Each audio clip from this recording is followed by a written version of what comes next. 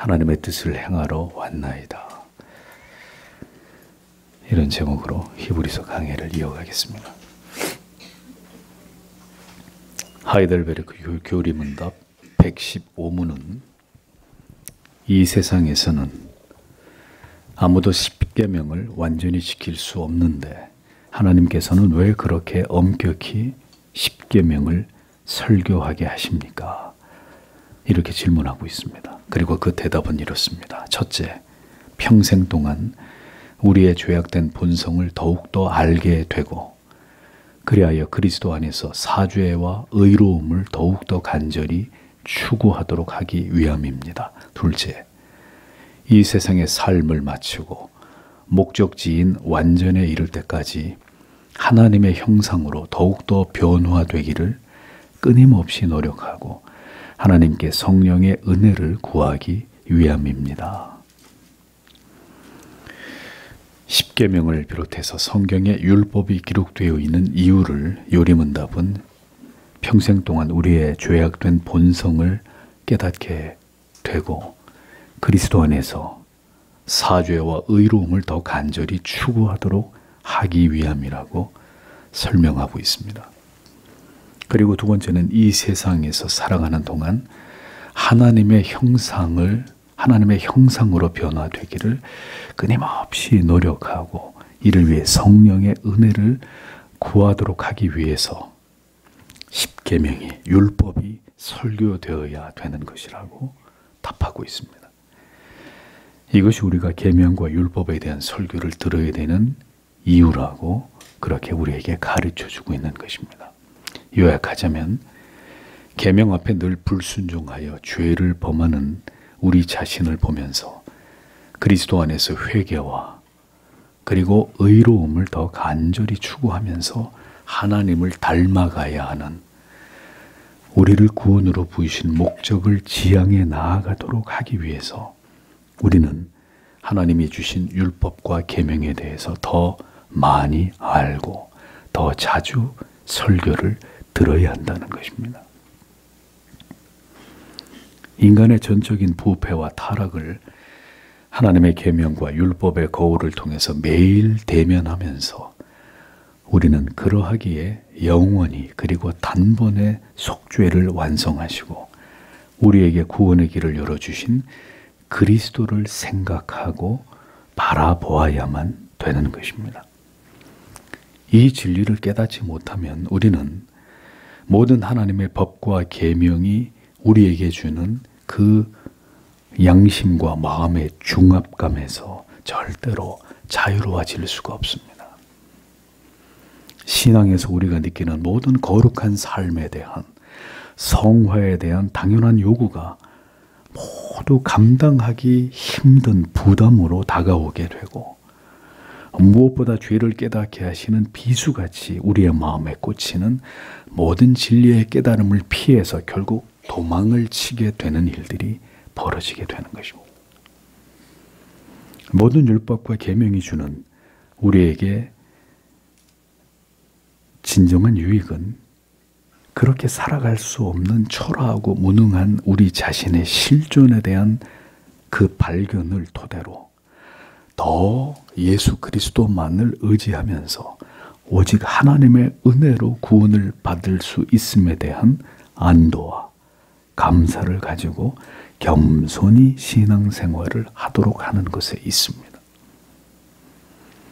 즉 진리가 우리의 삶을 정확히 비추어 주면서 우리가 말씀과 하나님의 법을 지켜 살아가지 못하고 있음을 깨닫게 하므로 우리가 더 하나님께 절대적으로 의존하고 십자가를 붙드는 그 믿음으로 온전히 주님을 의지하여 우리가 걸어가는 이 좁은 길을 결국 완주하기를 하나님은 우리에게 요구하신다는 것을 신자는 반드시 율법과 복음을 통해서 이 진리를 깨달아야만 되는 것입니다.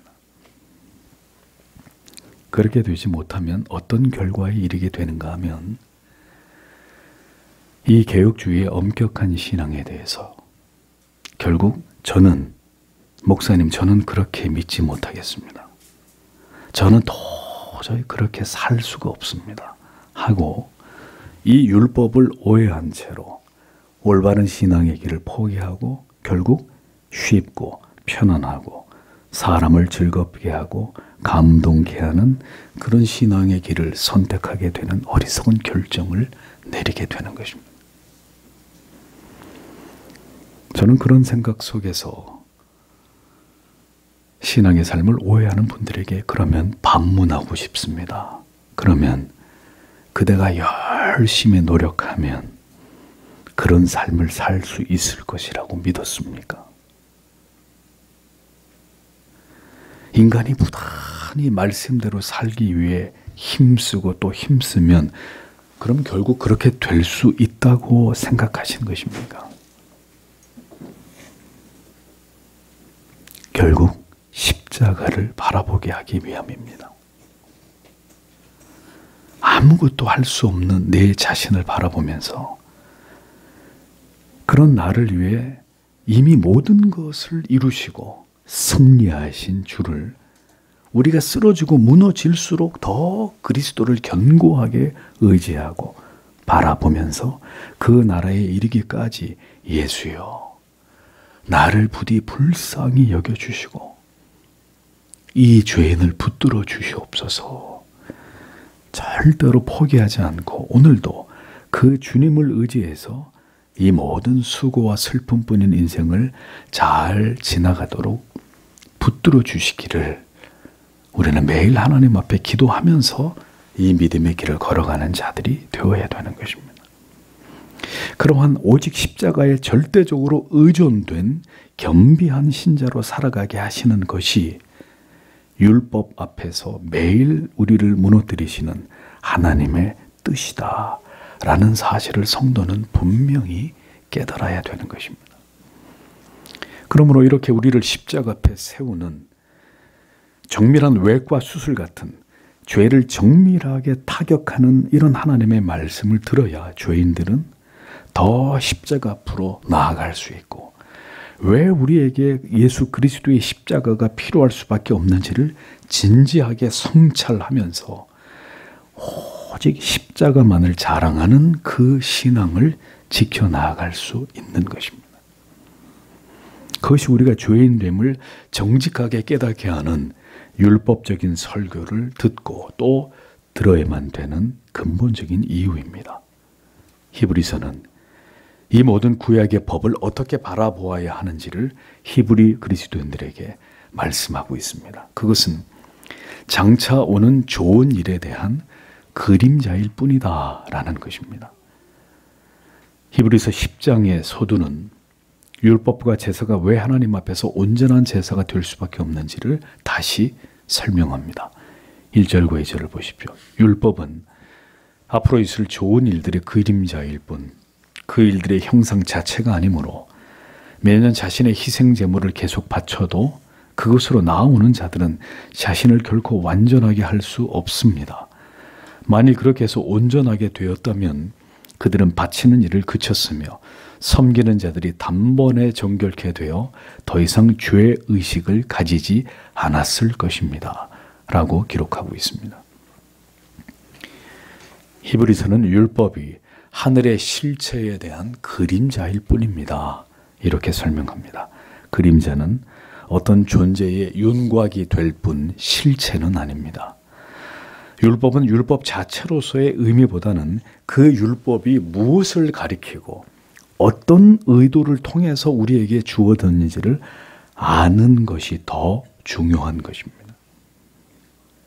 골로새서 2장 16절 17절은 이렇게 말씀합니다. 그러므로 먹고 마시는 것과 절기나 월삭이나 안식일을 인하여 누구든지 너희를 폄론하지 너희를 헐뜯지 못하게 하라. 이것들은 장래일의 그림자이나 몸은 그리스도의 것이니라. 바울은 이 구절에서도 안식일을 장래의 그림자다 이렇게 선언했습니다. 16절과 동일한 표현을 사용했습니다. 좋은 일을 등지고 그림자로 되돌아가서는 안 된다라고 히브리서는 강조하고 있습니다.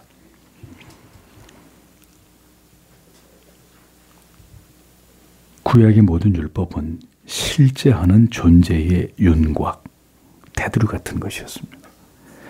어떤 그림자의 형체를 보면서 우리는 그 그림자의 주인공이 누구인가에 대한 호기심을 갖게 될 것입니다. 또 실제 그림을 그리기 전에 밑그림을 그리게 되는데 이제 그 밑그림 위에 화려하게 색채를 입혀서 그 그림을 구체적으로 완성해 나아가게 되는 것처럼 율법은 그림자, 밑그림에 불과한 것이다. 성경이 이렇게 말씀합니다. 이를 통해 우리가 깨닫게 되는 것은 구약과 신약은 절대로 무관한 책이 아니고 모두가 어떤 뚜렷한 한 주제에 대해서 치밀하게 구약과 신약의 논리가 말씀이 결합되어 있고 그것을 부지런히 전하고 있다는 것을 알게 됩니다. 그러면 그 주제는 무엇이냐? 장래에 좋은 일이 되는 이 세상에 오시는 하나님의 아들 예수 그리스도 우리의 구원자다라는 것입니다. 예수께서 누가복음 24장 27절에서 이렇게 말씀하셨습니다. 이에 모세와 및 모든 선지자의 글로 시작하여 모든 성경에 쓴 바 자기에 관한 것을 자세히 설명하시느니라. 예수님이 이 땅에 오셔서 뭘 하셨느냐? 병자들을 고치고 치료하고 귀신을 내쫓고 그런 일도 하셨습니다. 근데 정말 주님이 하신 귀한 일, 중요한 일이 뭐였느냐? 구약의 모세와 모든 구약의 선지자들이 글로 써놓은 하나님의 아들 메시아가 오신다. 그것을 예표하고 예언하고 그것을 기록한 그 많은 성경의 모든 자기에 관해서 기록된 말씀들을 자세히 풀어서 설명해 주셨다. 하나님의 아들이 이 땅에 오셔서.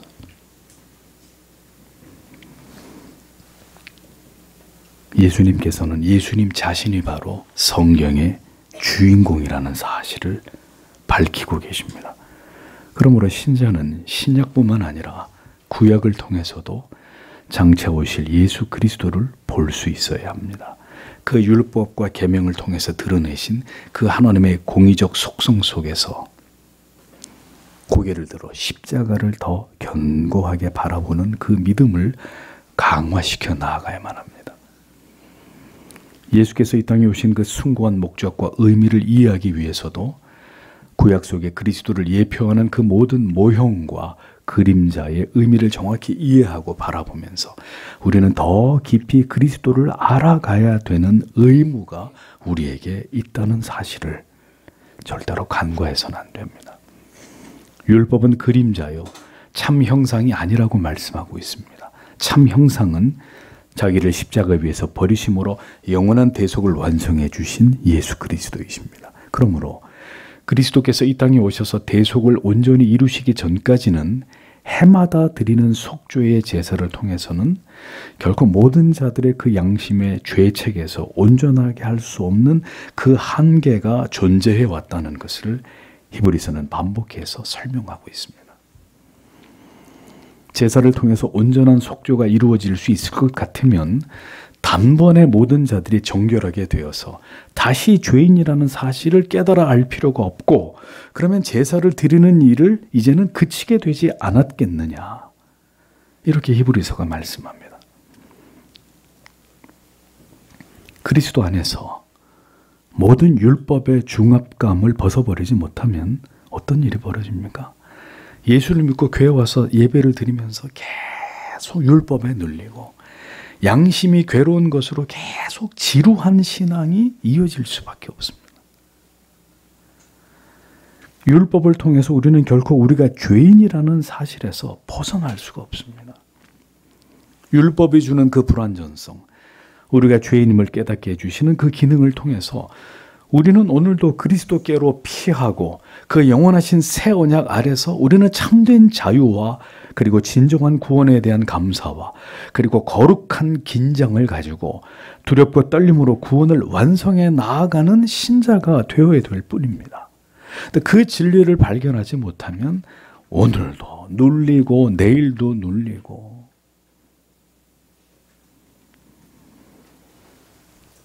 그러면 우리는 여전히 구약적인 제사를 드리고 있는 것입니다.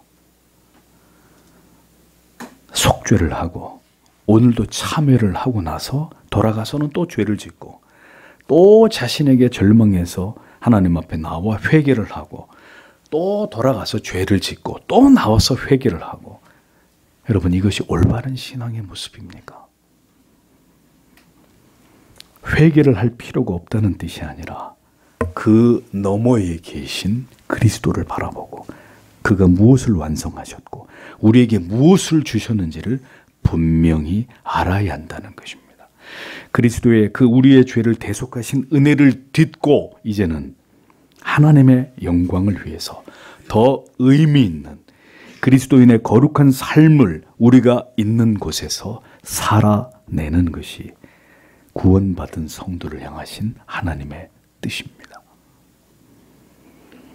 패배감에 찌든 폐잔병 같은 그리스도인의 모습과 그러할지라도 다시 일어서서 나는 하나님의 영광을 위해 살아가야 될 그리스도의 사람이다 라고 자신을 여기면서 세상과 죄와 계속해서 격돌하고 싸우면서 분투하는 믿음의 삶을 살아가는 그리스도인의 모습은 동일한 신앙의 모습이 아닙니다. 언제나 죄책감에만 시달리면서 구약의 제사 같은 불완전한 예배를 드리는 것으로 여전히 불안해하고 자신에게 끝없이 실망만 하는 그런 삶을 청산하고 우리를 구원으로 부르신 더 높으신 뜻을 위해서 그 이름의 영광을 위한 성도의 삶을 우리는 이 땅에서 살아가야 하는 것입니다. 그것이 진정으로 율법과 그리스도의 단번에 이루신 십자가의 그 대속을 올바로 이해한 그리스도인의 삶이라는 것입니다. 3절에서 4절을 보십시오. 그러나 이 제사가 해마다 죄들을 기억나게 하는 것은 숫소들과 숫염소들의 피가 죄들을 없앨 수 없었기 때문입니다. 이렇게 기록되어 있습니다. 반복되는 짐승을 통한 희생 제사로 만약 지속적인 속죄의 효과를 얻을 수 있었다면 그들은 희생 제사를 드리는 것을 멈추지 않았겠느냐, 이렇게 반문하면서, 그러나 해마다 반복되는 속죄의 제사로도 이 죄책의 문제로부터 단번에 벗어나는 일이 불가능했기 때문에 계속해서 제사를 드릴 수밖에 없었던 것임을 지적하고 있습니다. 그러니까 구약의 제사가 주는 교훈은 그렇기 때문에 하나님께 드리는 제사로 무엇인가를 해결할 수 있다는 것이 아니라 반대로 그 제사로는 도무지 해결할 수 없는 문제가 여전히 존재한다는 것을 깨닫게 하는 데 있었습니다. 율법의 기능은 우리가 죄인이라는 사실을 정확하고 철저하게 깨닫고 우리를 낮추는 데 있습니다. 우리가 결코 이 죄의 문제를 해결할 수 없는 존재라는 사실을 발견하고 또 발견하게 하는 것입니다. 구약시대는 그러므로 무엇인가 궁극의 답을 기다리면서 그 답을 얻기까지는 아직 부족하지만 밑그림을 바라보는 것으로, 그림자를 통해서 그 실체의 윤곽 정도를 가늠하는 것으로 만족할 수밖에 없었다는 것을 성경은 말씀하고 있습니다. 매번 양과 염소가 피를 흘리면서 제물로 드려질 때마다 그것으로 안도하고 만족하는 것이 아니라 완전한 속죄와 양심의 자유를 위해 더 좋은, 무엇인가 더 완전한 속죄의 방법이 있지 않는 한 이 일은 계속될 수밖에 없다는 것을 깨닫게 하므로 결국 그림자가 아닌 실체를 더 간절히 바라고 소망하게 하기 위한 뜻이 바로 구약의 제사 제도 속에, 그리고 율법 속에 담겨져 있었던 하나님의 뜻이다 라는 것을 올바로 이해할 필요가 있는 것입니다. 히브리서는 히브리 그리스도인들에게 그렇다면 새 언약의 주인공으로 오신 예수 그리스도에게 더 집중을 해야지 여전히 구약의 제사 제도와 율법에 매여서 그것으로 다시 어리석게 돌아가려고 하는 그런 어리석은 생각을 가져서는 안 된다는 점을 이렇게 분명하게 상기시키고 있었던 것입니다. 개혁주의가 말하는 이 성경적인 신앙에 대해서 잘 모르면, 그래서 늘 그게 눌리고 힘들고 고통스러우면 더 진리 속으로 들어가서 이 진리가 우리에게 말씀하는 게 무엇인지를 알려고 해야지. 보따리를 다 싸서 나는 다시 복음주의로, 나는 다시 널널한 현세 기복주의나 은사주의나, 나는 이제 그런 대로 다시 돌아가서 편하게 믿을래, 이렇게 생각하는 게 답일까요?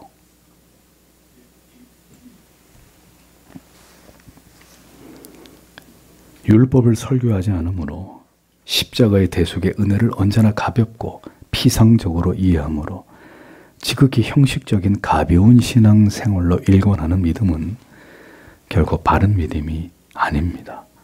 날마다 율법 아래서 자신을 정죄하고 힘들어하고 도저히 이렇게는 믿을 수 없다고 자포자기해서 결국 믿음의 길에서 미끄러지게 되는 것 역시 주님이 말씀하시는 신앙이 아니라는 것을 깨달아야 합니다. 여러분이 성경을 통해서 구원에 이르는 올바른 믿음을 정확히 이해하지 않는 한 결국 그런 어리석은 신앙에 사로잡힌 채로 결국 참된 신앙의 자리에서 벗어나게 되는, 미끄러지게 되는 일들이 일어날 수밖에 없다는 것을 분명히 기억하셔야 합니다. 이어지는 5절에서 7절에서는 이 구약의 제사가 왜 하나님을 기쁘시게 할 수밖에 없는지를 설명합니다. 그러므로 메시아께서 세상에 오셨을 때에 말씀하셨습니다. 희생제물과 곡식제물을 당신께서 원하지 않으시고 저를 위하여 한 몸을 준비하셨습니다. 올림제물과 속죄 제물을 당신께서 기뻐하지 않으셨습니다. 그때 제가 말하였습니다. 이제 제가 왔습니다. 두루마리 책 안에 저에 관하여 기록되어 있습니다. 나의 하나님 당신의 뜻을 행하기를 제가 원합니다. 라고 기록이 되어 있습니다. 히브리서의 저자는 바로 이 부분에서 시편 40편 6절에서 8절을 인용한 것입니다. 주께서 나의 귀를 통하여 들리시기를 제사와 예물을 기뻐하지 아니하시며 전제와 속죄제를 요구하지 아니하신다 하신지라. 그때 내가 말하기를 내가 왔나이다. 나를 가리켜 기록한 것이 두루마리 책에 있나이다.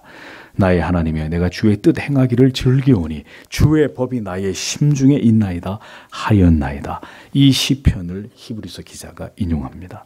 이 시는 다윗이 쓴 시이지만 이 시 속에서 다윗의 고백은 다윗 자신의 말이 아닌 바로 장차 오실 예수 그리스도의 사명을 예언하는 것이라고 칼빈은 주석을 하고 있습니다. 시편 40편의 내용은 성육신 하시는 그리스도를 가리키고 있는 것입니다. 이 같은 내용을 바탕으로 5절에서 7절은 하나님이 원하시는 것과 하나님이 원치 않으시는 것을 대조시켜서 설명하고 있습니다. 하나님께서는 제사나 제물이 아니라 하나님을 향한 그리스도의 대속을 기억하고 진정으로 이것을 감사하는 마음을 기뻐하십니다. 그러하기에 제사와 제물을 원치 않으신다고 말씀하고 있는 것입니다. 하나님이 지정하신 제사의 모든 의식들을 하나님이 원치 않는다고 이렇게 말씀하는 그 이유가 도대체 무엇인지를 우리는 알 필요가 있습니다.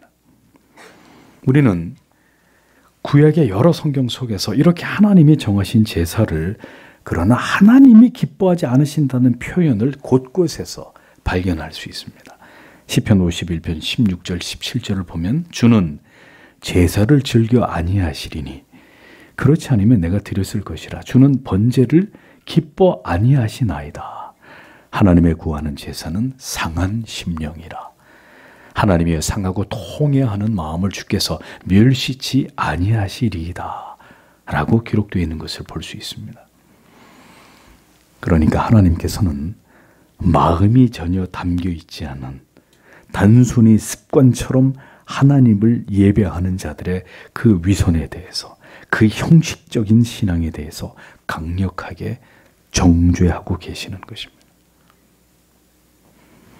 하나님의 명령에 불순종하면서도 불법으로 취한 짐승으로 하나님께 그가 왕이라는 이유로 제사를 강행했던 사울을 향해서 사무엘이 뭐라고 얘기합니까? 사무엘상 15장 22절에 사무엘이 가로되 여호와께서 번제와 다른 제사를 그 목소리 순종하는 것을 좋아하심같이 좋아하시겠느냐? 순종이 제사보다 낫고 잠잠히 하나님 앞에 듣는 것이 수양의 기름보다 낫다고 사무엘은 사울에게 직격탄을 날립니다. 그대가 하나님 앞에 순종하는 그 하나님의 목소리를 청종하는 것이 수없이 드리는 번제와 제사보다 하나님이 더 기뻐하시는 것이다. 결국 이 사건으로 인해 사무엘은 왕권을 잃게 되고 다윗에게 이스라엘의 왕좌가 넘어가게 된 것을 여러분 잘 알고 계시지 않습니까? 하나님께 드리는 제사에 대한 이 같은 하나님의 진노가 성경에 기록되는 이유는 무엇입니까? 하나님께서 비록 짐승의 희생을 통한 제사 제도를 정하셨다 할지라도 그 제도는 하나님이 기뻐하시는 것이 아니었다는 거예요. 생각해 보십시오. 제사를 통해서 하나님을 예배할 것을 명하신 하나님께서는 인간들이 이처럼 형식적인 제사를 통해서 전혀 하나님이 기뻐하시는 참된 예배를 드리지 않게 될 것이라는 사실을 하나님이 모르셨을까요? 하나님은 이 제사 제도가 얼마나 심각하게 변질되고 타락하고 위선과 가식으로 얼룩져 버리게 될지를 이미 알고 계셨습니다. 제사 제도는 그러므로 궁극의 해법이 아니라 도무지 우리가 해결할 수 없는 어떤 문제가 있다라는 사실에 대한 문제의 제기였습니다. 하나님이 우리에게 원하시는 것은 순종입니다. 하나님의 명령과 법에 대한 경외와 사랑하는 그 마음에서 비롯되는 기꺼운 복종입니다. 마음도 없고 진정성도 없는 그런 형식적인 제사가 아니라는 이야기입니다. 우리의 불순종을 덮기 위한, 그것을 상쇄시키기 위한 거짓되고 형식적인 그런 예배가 아니라는 것입니다. 구약의 제사는 죄가 얼마나 두려운 것이며 그 결과가 파괴적인 것인지를 보여주는 그림이었습니다. 하얀 털을 가진 양이 순식간에 각이 떠지고 분해되어서 그 붉은 피가 제단에 흥건히 적셔져서 그 피가 흘러내릴 때 그것을 볼 때마다 인간들은 죄에 대한 하나님의 진노를 생각하면서 오금을 절여야 했습니다. 하나님이 제사를 통해 보기 원하셨던 것이 이 같은 짐승의 처절한 희생의 모습뿐이었을까요? 제사에 나오는 하나님의 백성들의 진심으로 죄를 속죄하며 하나님께 순종을 다짐하는 하나님을 향한 경외와 그 진실된 사랑의 모습을 하나님은 제사를 드리는 자들의 모습 속에서, 그들의 영혼 속에서 보기 원하셨던 것입니다. 미가서 6장 6절에서 8절에 내가 무엇을 가지고 여호와 앞에 나아가며 높으신 하나님께 경배할까? 내가 번제물 1년 된 송아지를 가지고 그 앞에 나아갈까? 여호와께서 천천의 수양이나 만만의 강수 같은 기름을 기뻐하실까? 내 허물을 위하여 내 맏아들을, 내 영혼의 죄를 위하여 내 몸의 열매를 드릴까? 사람아, 주께서 선한 것이 무엇임을 내게 보이셨나니 여호와께서 내게 구하는 것이 오직 공의를 행하며 인자를 사랑하며 겸손히 내 하나님과 함께 행하는 것이 아니냐라고 기록되어 있습니다. 미가 선지자는 하나님이 진정으로 원하시는 것이 정녕 이 같은 형식적인 제사인지를 묻고 있습니다. 구약 성경에는 이렇게 하나님께서 제사를 거부하시고 이것을 싫어한다는 것을 보여주는 구절들이 곳곳에 기록되어 있습니다. 그 이유는 타락한 인간들에게서 온전한 순종을 보기 어렵기 때문이고, 마음을 다해 하나님을 경외하는 그 사랑의 그 중심이 그들의 제사 속에서는 전혀 찾아볼 수 없었기 때문입니다. 무엇이든 우리가 드리기만 하면 하나님이 기뻐 받으실 것이라고 믿는 것은 인간의 오만하고 어리석은 생각일 뿐입니다. 이러한 불완전한 속죄의 제사와 그리고 그 제사 가운데 벌어지는 하나님을 향한 이스라엘 백성들의 그 불순종과 불경의 태도와는 달리 이제 가장 하나님께서 기뻐하시는 제사로 하나님을 예배할 자로 시편을 인용해서 그가 누구냐? 바로 이 땅에 오시는 하나님의 아들 예수 그리스도라는 사실을 우리에게 알리고 있는 것이 바로 5절에서 7절의 내용인 겁니다. 하나님의 제사와 예물을 원치 아니하시고 오직 나를 위하여 한 몸을 예비하셨도다. 전체로 번제함과 속죄제는 기뻐하지 아니하시나니 이에 내가 말하기를 하나님이여 보시옵소서 두루마리 책에 나를 가리켜 기록한 것과 같이 하나님의 뜻을 행하러 왔나이다. 누굴 얘기하는 걸까요? 하나님께서 원하시는 진정한 제사를 위해 성육신하시는 그리스도의 몸을 준비하셨다고 말씀하고 있습니다. 새 언약을 성취하시기 위해 이렇게 성부 하나님과 성자 하나님께서 동역하심으로 대속의 희생 제물이 되셔서 그리스도는 자신을 하나님 앞에 드리는 예배를 준비하셨습니다. 이것은 하나님을 진정으로 기쁘시게 하는 예배였습니다. 그리스도는 궁극의 온전한 제사를 완전히 새로운 제사를 하나님께 드리기 위해 이 땅에 오셨습니다. 그리고 기꺼이 그 순환의 길을 자발적으로 걸어가셨습니다. 그러나 그 길은 결코 쉽고 가벼운 길이 아니었습니다. 마태복음 26장 39절에 조금 나아가서 얼굴을 땅에 대시고 엎드려 기도하여 가라사대 내 아버지여 만일 하실만 하시거든 이 잔을 내게서 지나가게 하옵소서. 그러나 나의 원대로 마옵시고 아버지의 원대로 하옵소서 하시고 라고 기록하면서 주님이 하나님의 뜻에 순종하시기 위해 걸어가신 그 길이 얼마나 고통스러운 길이었는지를 주님의 고백을 통해 생생하게 증언하고 있습니다. 성도 여러분, 이것이 하나님의 뜻을 행하는 삶입니다. 하나님의 뜻을 행하는 삶은 그리스도처럼 자기 자신을 완전히 부인하고 자기의 뜻을 완전히 버리는 것을 의미합니다. 자기의 고집과 주장과 하나님의 뜻에 어긋난 모든 계획들을 모두 포기하는 것을 뜻하는 것입니다. 그것이 아무리 고통스럽고 나에게 큰 손실이 된다 하더라도 그것이 진정한 예배의 정신이고 하나님이 기뻐 받으시는 예배라는 것을 예수는 우리에게 가르쳐주고 계신 것입니다.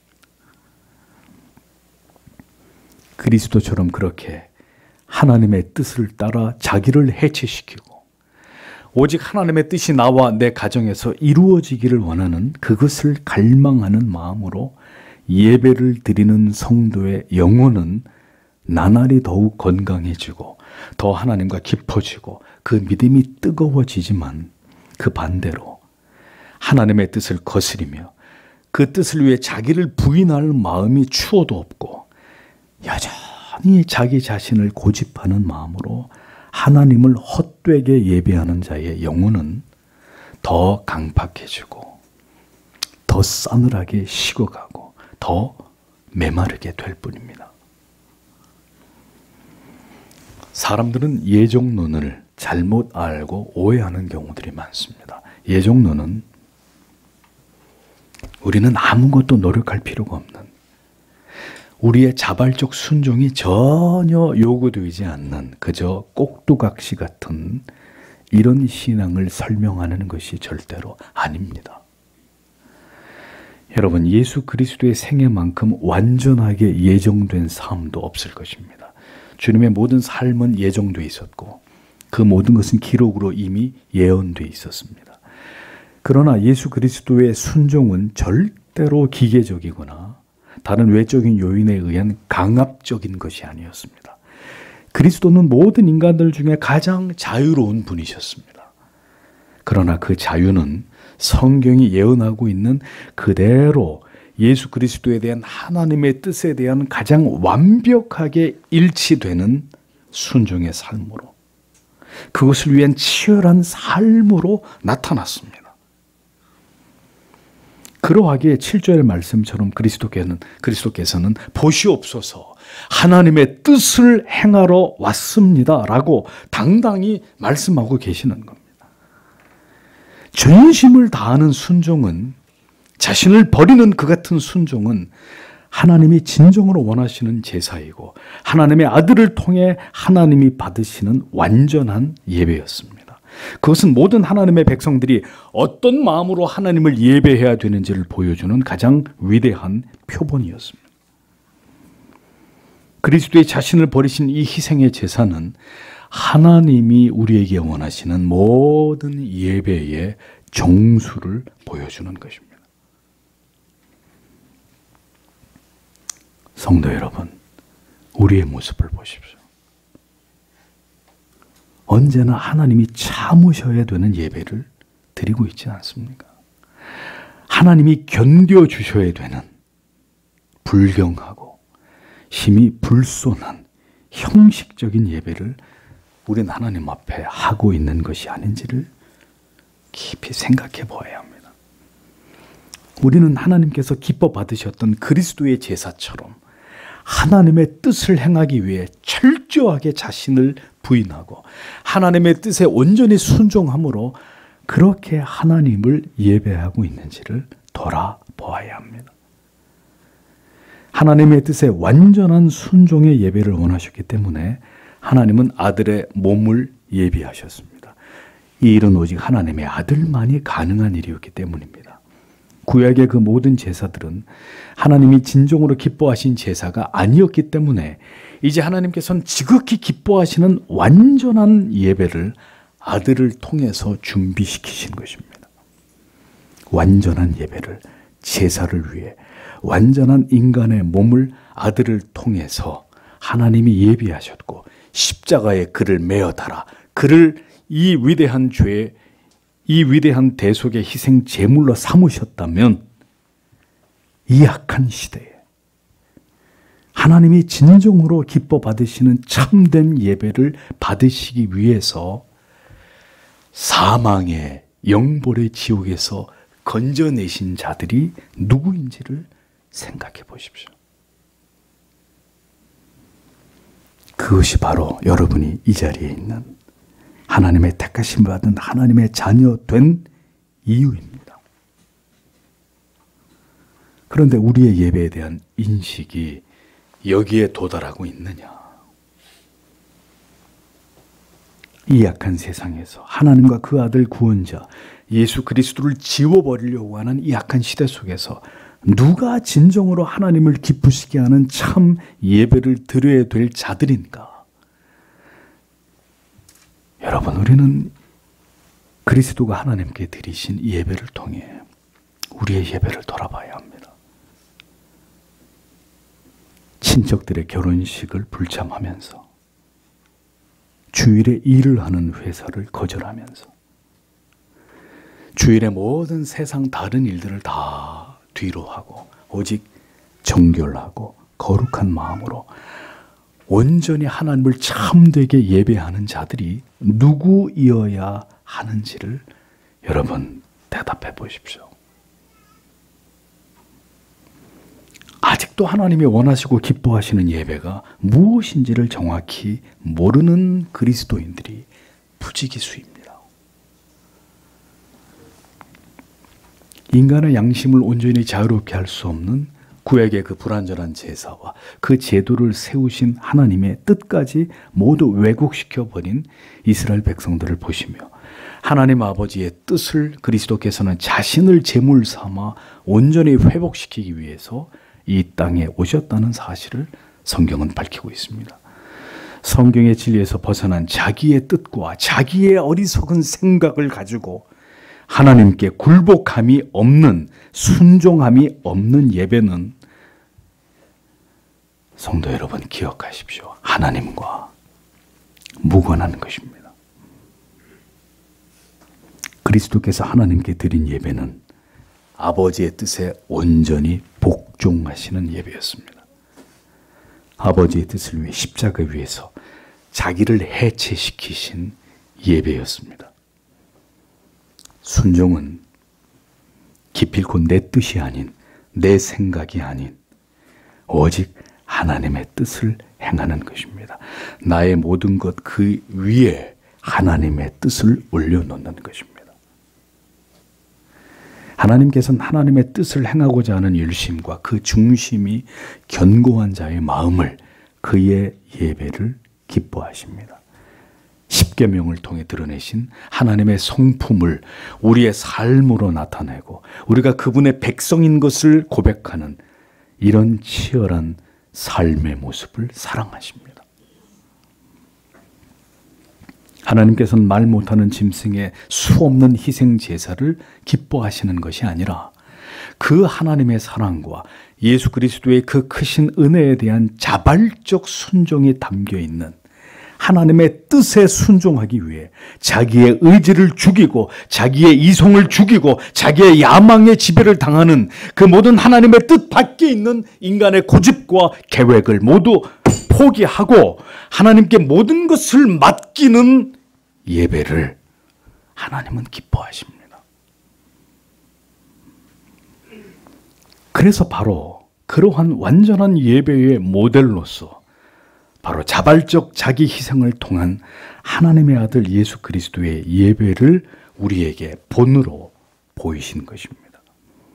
아버지의 뜻에 복종함을 통해서 하나님이 기뻐하시는 모든 예배의 요소들을 완전히 이루심으로 모든 구약의 불완전한 예배를 폐하고 온전한 예배의 전형으로 그리스도께서는 단번에 자신을 드려 하나님이 기뻐하시는 예배의 아름다운 모본을 우리에게 보이신 것입니다.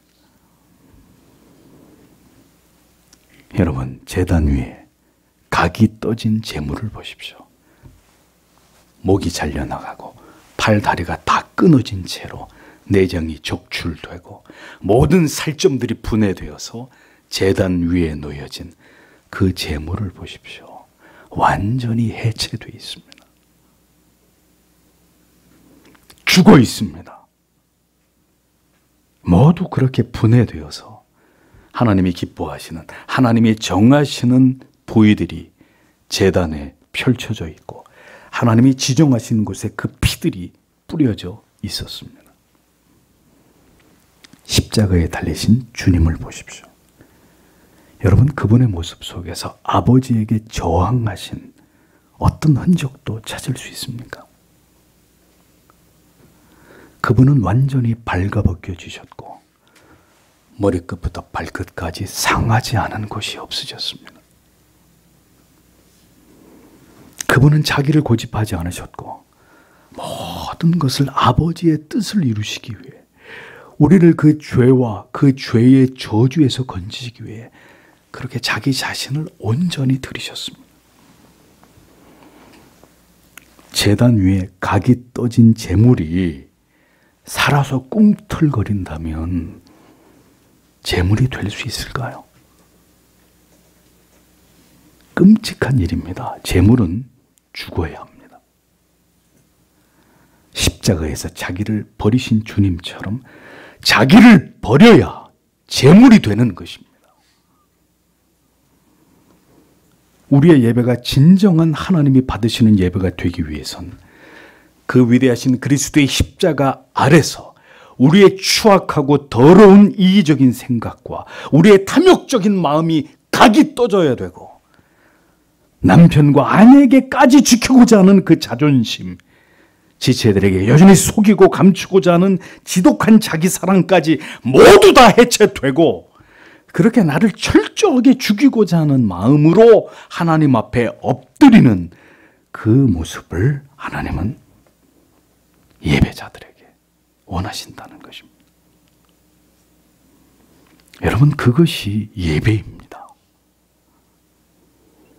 그리스도께서 나를 위해 자신을 버리심처럼 나의 모든 것을, 나에게 속한 그 모든 것을 하나님의 뜻을 위해 기꺼이 내려놓으며 하나님 아버지 아들을, 하나님 아버지께서 그 아들을 받으셨듯이 저를 받아 주옵소서. 하늘을 통해서 하나님의 뜻을 이루셨듯이 오늘 저를 통해서, 이 작은 자를 통해서 당신의 뜻을 이루시옵소서. 오늘도 그렇게 두 손 모아서 기도하는 그 예배자를 하나님은 찾으시는 것입니다.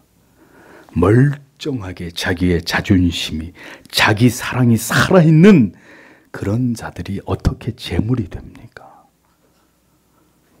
어떻게 하나님을 기쁘시게 하는 예배자가 됩니까? 우리에게 이 은혜를 베풀어 주시기를 우리는 기도해야 합니다. 8절에서 9절을 보겠습니다. 메시아께서 위에서 희생 제물과 곡식 제물과 올림 제물과 속죄 제물을 당신께서 원하시지도 기뻐하시도 않으셨습니다. 라고 말씀하셨습니다. 이런 것들은 율법에 따라 바쳐집니다. 그때 그가 말씀하셨습니다. 보십시오. 제가 당신의 뜻을 행하려고 왔습니다. 그는 둘째 것을 세우시려고 첫째 것을 폐하셨습니다. 라고 기록되어 있습니다. 그리스도의 성육신과 그리고 영원한 대속의 희생 제물의 되심의 가치는 하나님이 받으시는 가장 완전하고 가장 하나님을 기쁘시게 하는 예배였다는 사실입니다. 하나님께 자신의 모든 것을 바쳐 아버지의 뜻에 복종하심으로 하나님의 뜻을 완전하게 행하신 그리스도께서 하나님께 드리신 예배의 핵심은 바로 그것이었습니다. 주님께서는 아버지께서 무엇을 원하고 계시는지를 정확히 알고 계셨습니다. 하나님이 원하시는 제사는 마음과 순종이 없는 제사와 예물과 전체의 번제와 속죄가 아니라고 주님께서는 선언하십니다. 하나님이 진실로 받기를 원하셨던 것은 그 같은 형식적인 제사가 아니었다고 주님은 말씀하십니다. 이것은 모두 단지 율법을 따라 행위로만 드리는 것일 뿐 그것은 하나님이 원하시는 바도 기뻐하시는 바도 될 수 없다고 단언하셨습니다. 하나님이 기뻐 받으시는 예배는 그리스도께서 기꺼이 하나님의 뜻을 행하기 위해서 이 땅에 오셔서 율법을 폐하시고 영원히 단번에 자신을 들여 죄인들을 위한 영원한 속죄의 희생 제물이 되심처럼 하나님의 뜻을 행하는 것이 예배의 가장 중요한 정신이고 하나님이 기뻐 받으시는 예배의 조건이라는 것을 우리는 기억해야 합니다. 그러므로 오늘 우리가 읽은 성경 가운데 반복되고 있는 어떤 중요한 말씀들을 주목해 보십시오. 오늘 성경 전체에서 가장 강조되는 부분이 어디입니까? 7절에 하나님의 뜻을 행하러 왔나이다. 9절에 내가 하나님의 뜻을 행하러 왔나이다. 10절에 이 뜻을 쫓아 예수 그리스도의 몸을 단번에 들이심으로 제일 중요한 단어가 뭡니까? 하나님의 뜻.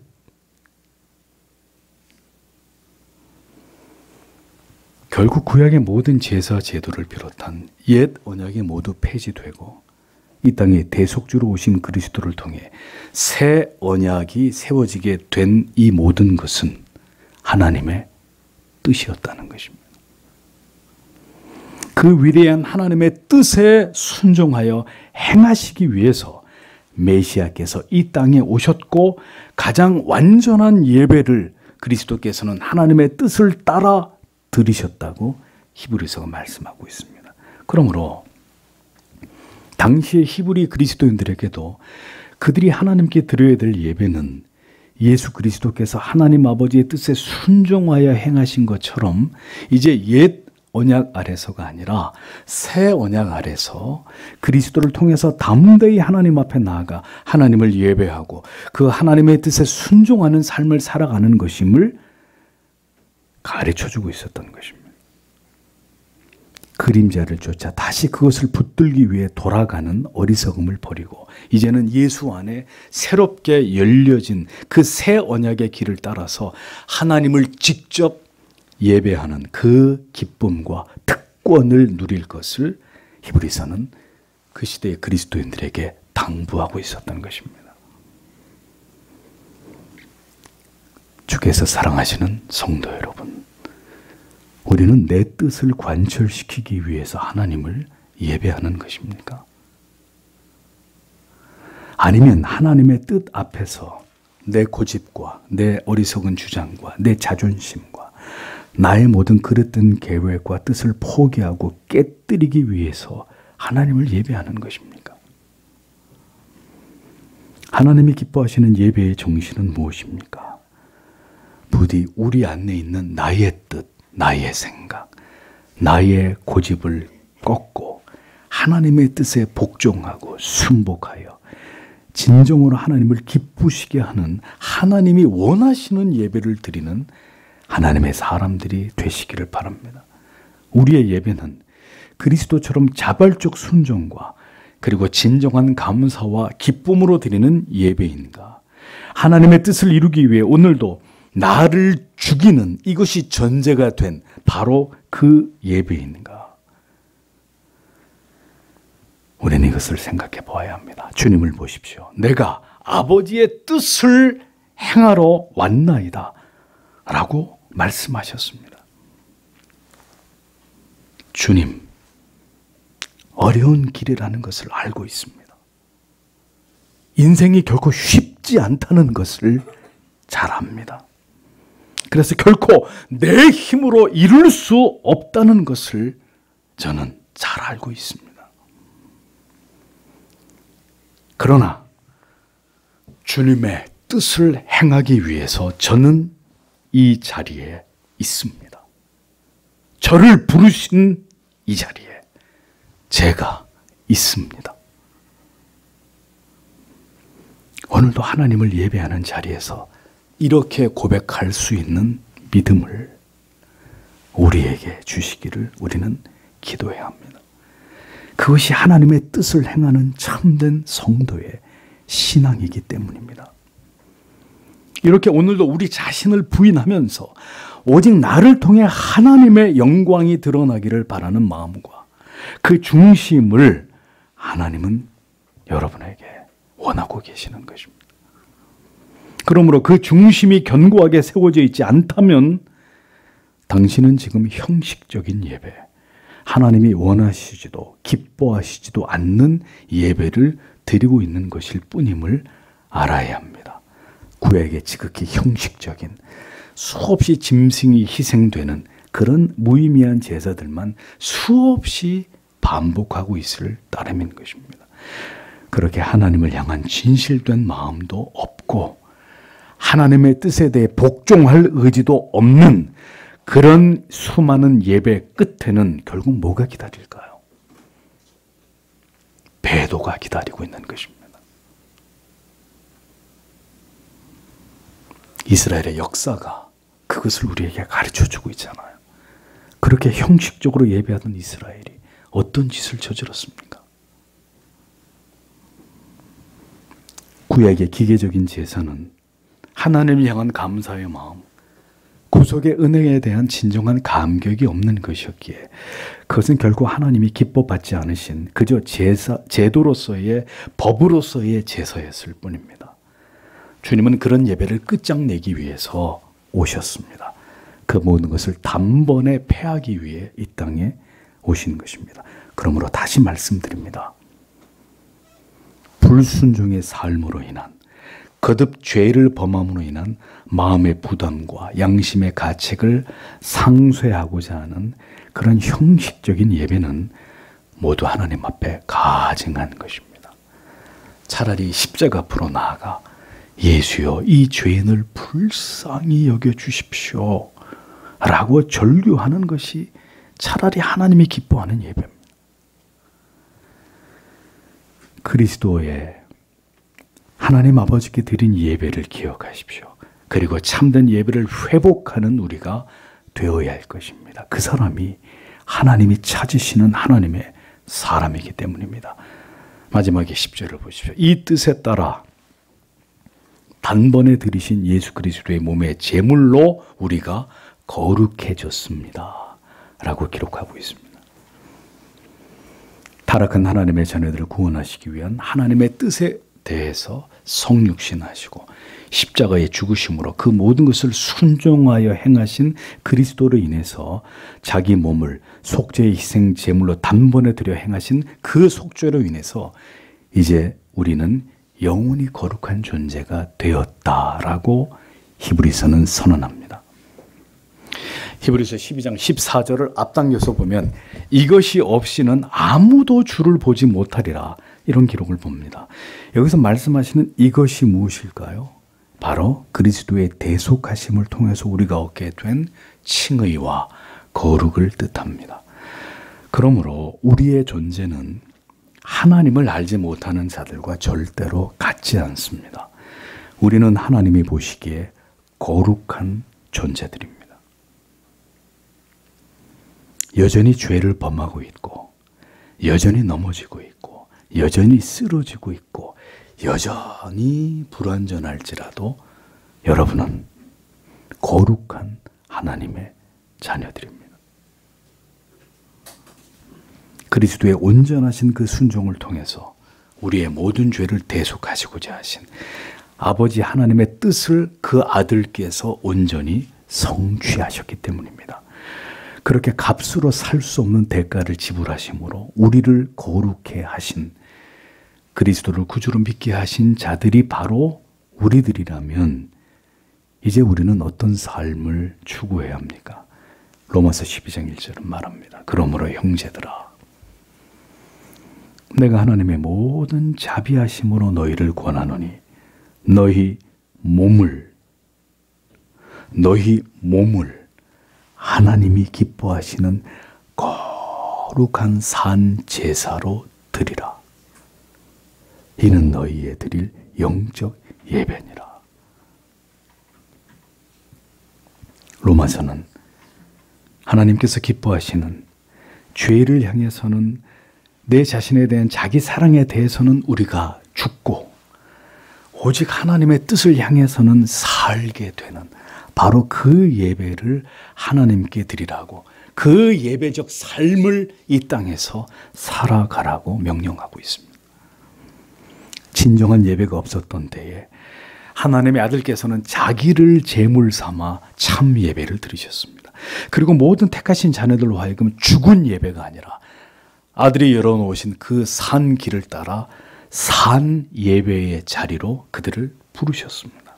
이제 우리는 그 예수 그리스도를 통해서 드려진 참 예배를 본받아서 우리 자신을 산 제물로 우리의 뜻과 우리 자신을 부정하면서 하나님께 절대적 순종으로 드리는 예배를 하나님께 드리는 자가 되어야 합니다. 그리스도는 어떤 예배를 하나님이 받으시는지에 대한 유일한 본이 되셨습니다. 아버지의 뜻을 행하고 그 뜻에 순복하시는 예수 그리스도의 그 예배를 보십시오. 신자가 어떻게 자기 하고 싶은 대로 다 살면서 하나님을 향한 참된 예배자가 될 수 있습니까? 각이 떠지는 재물처럼 십자가 위에서 자기를 모두 버리신 그리스도를 바라보십시오. 어리석은 고집과 생각으로 하나님의 뜻을 거스르고 불순종하지 말고 오직 순종함으로 하나님의 뜻을 쫓아 살아가는 삶으로 하나님을 예배하는 자들이 되십시오. 하나님이여 보시옵소서. 두루마리 책에 나를 가리켜 기록한 것과 같이 하나님의 뜻을 행하려 왔나이다. 내가 하나님의 뜻을 행하려 왔나이다. 우리는 그리스도처럼 아버지 하나님 앞에서 이렇게 고백할 수 있어야 합니다. 우리가 사랑하는 모든 날들 속에서 하나님을 예배할 때마다 하나님, 제가 여기에 있습니다. 하나님의 뜻을 지켜 행하기 위해 내가 지금 여기에 서 있습니다.